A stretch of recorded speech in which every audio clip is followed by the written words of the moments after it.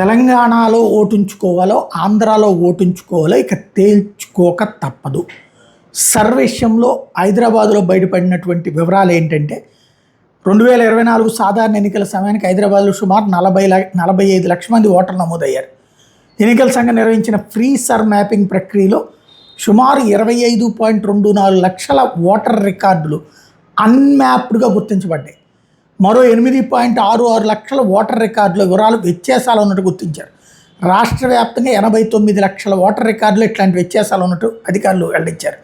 అయితే వ్యత్యాసాలను డూప్లికేట్ ఓట్లు అని అర్థం కాదు. వీటిలో చిరునామాల మార్పులు, పేరు లేదా వయసు తప్పులు, మరణించిన వాళ్ళ పేర్లు, ఒకే వ్యక్తికి 2 చోట్ల నమోదు, ఇతర సాంకేతిక లోపాలు వంటి అంశాలు ఉండొచ్చు. తుది పరిశీలన తర్వాత మాత్రమే ఏ రికార్డు డూప్లికేట్ అనేది ఎన్నికల సంఘం నిర్ధారిస్తుంది.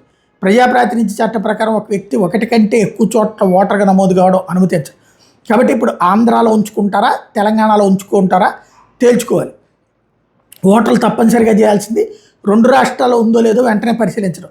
2 చోట్ల పేరుంటే ఫామ్ 7 ద్వారా ఒక చోట స్వచ్ఛంగా తొలగించుకునేందుకు దరఖాస్తు చేయాలి. బూత్ లెవెల్ ఆఫీసర్ని సంప్రదించి అవసరమైన సవరణలు చేయించుకోవాలి. ఎన్నికల సంఘం అధికారిక పోర్టల్ లేదా ఓటర్ హెల్ప్ లైన్ యాప్లో మీ ఓటర్ వివరాలు ధృవీకరించుకోవాలి. సందేహాలు ఉంటే ఎన్నికల సంఘం హెల్ప్ లైన్ 1950 సంప్రదించాలి. అలాగే సర్లో ప్రధానంగా డూప్లికేట్లు ఓట్లు తొలగిస్తున్నారు, మరణించిన వాళ్ళ పేర్లు తొలగిస్తున్నారు, చిరునామా మారిన వాళ్ళ వివరాలని మోడర్నైజ్ చేస్తున్నారు. అరులైన ప్రతి పౌరుడికి సరైన ఓటు కల్పించడం అనేటటువంటి పని మీద అయితే అడుగులు వేస్తున్నారు.